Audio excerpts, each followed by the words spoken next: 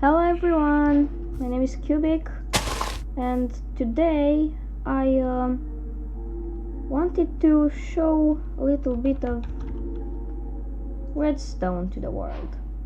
Now, Redstone is not so hard to understand. I mean, how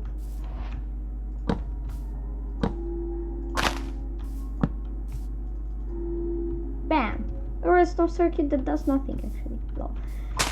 So if you get to understand redstone, it is not so hard to create insane stuff with it, but there are some things that people do not usually understand.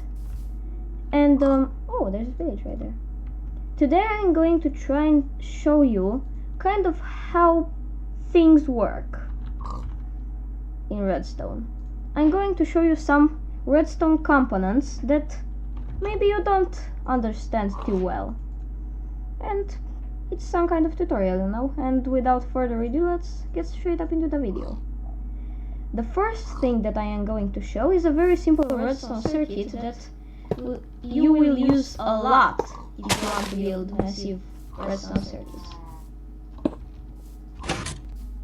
This is a monostable circuit.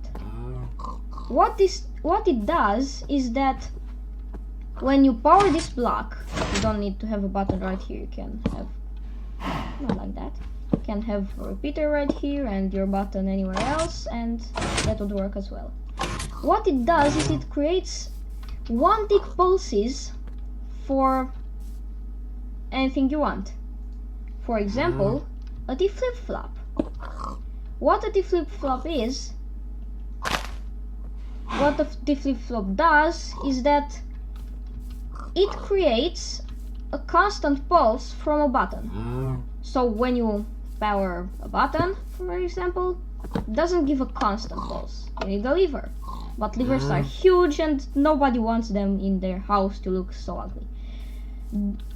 So that is what the T flip-flop is for. Using the 1 tick pulse, and you can also edit. You can use 2 ticks, 3 ticks and 4 ticks. Using the 1 tick pulse, you can create constant lines of redstone, just like this. The piston has spit out its block. Now, one thing I want to note here is that this doesn't work in Minecraft Bedrock Edition. I think nobody understood that. This doesn't work in Minecraft Bedrock Edition. I have no idea why, but for some reason, redstone in Minecraft Bedrock Edition is kind of completely different from redstone in Minecraft Java Edition.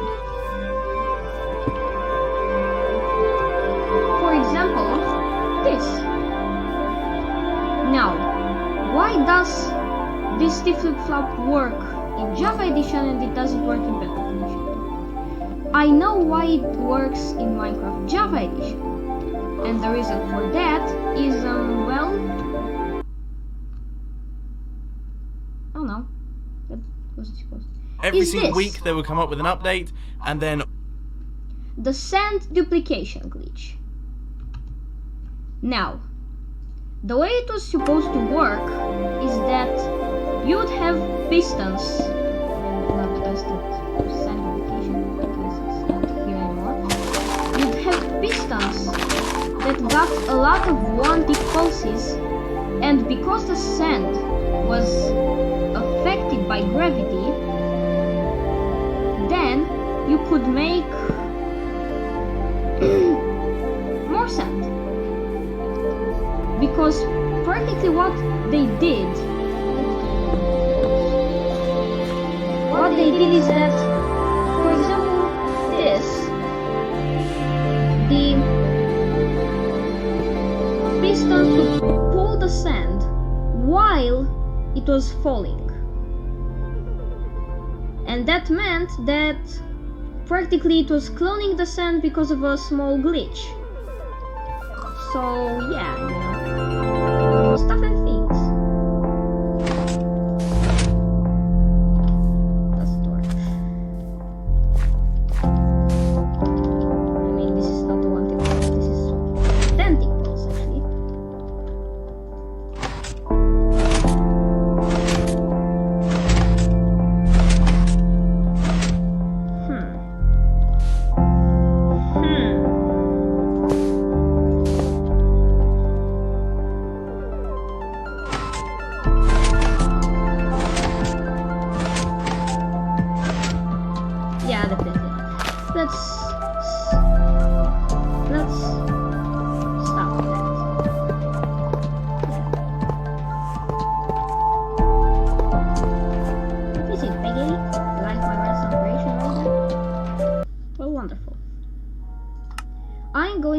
right now in my redstone testing world, as you could see right there.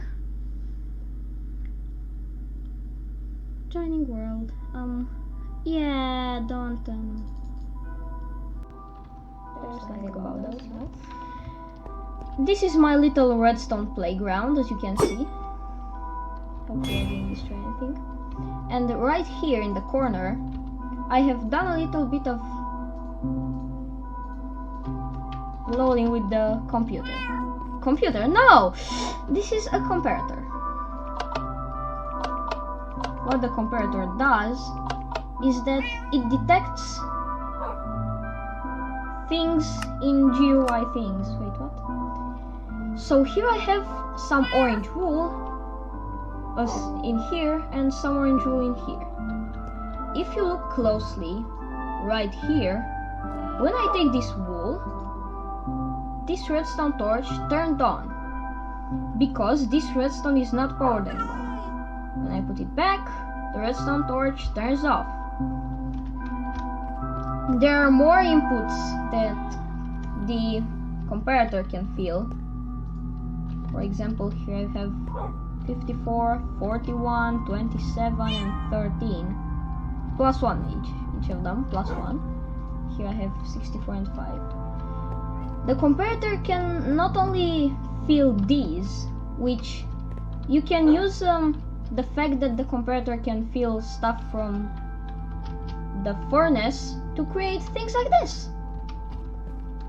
This is an item frame combination lock. If I rotate all of these item frames back into their default position, this right here, the door, will not open.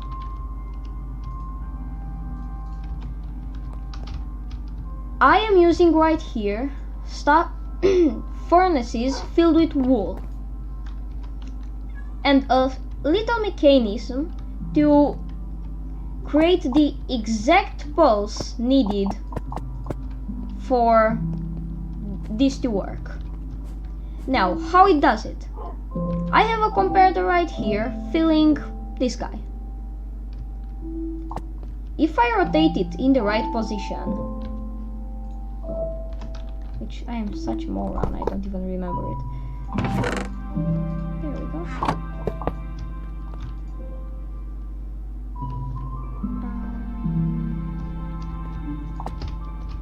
Yeah. So if I rotate it correctly, like this, I will get a very, very small pulse that will power this comparator, will power off this redstone torch, which will power off this repeater, which I don't need to set to 2 ticks, which will not yet power off this redstone line.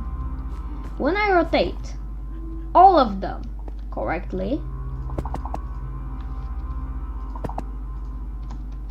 I think it was like this. Yes, it was like this.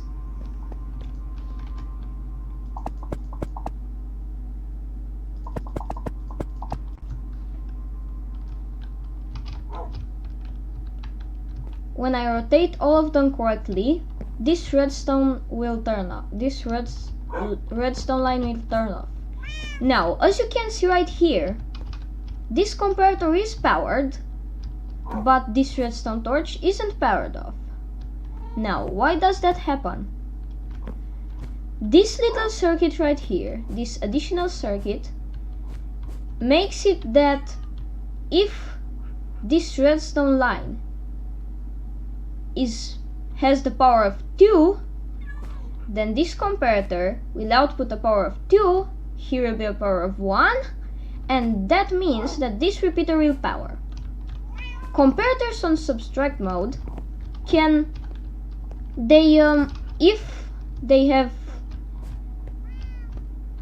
let's say, a power of 3 coming in from here, wait.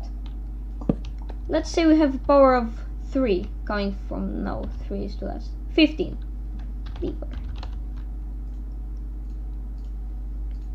If we got a redstone line with 15 power right here coming from there, and we have a power of 13 coming from here, the output will be 15 minus 13, which will be 2. As you can see, this redstone line is no longer powered, but this redstone line, if I could get it, yeah, this redstone line is back. So this is not subtract mode. This mode, what it does is that if this line is stronger than this, then it will give no output. But if it's not, then it will give the output from here. So if we get a lower output and make this a lower output as well, otherwise it won't work. Then it will give the power of 1, 2, 3, 4, and this is 11. Yes. And that's kind of how the comparator works.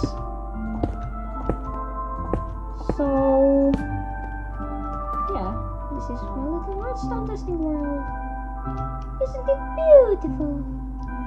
Anyways guys, I think that's all I have for today. I hope you enjoyed.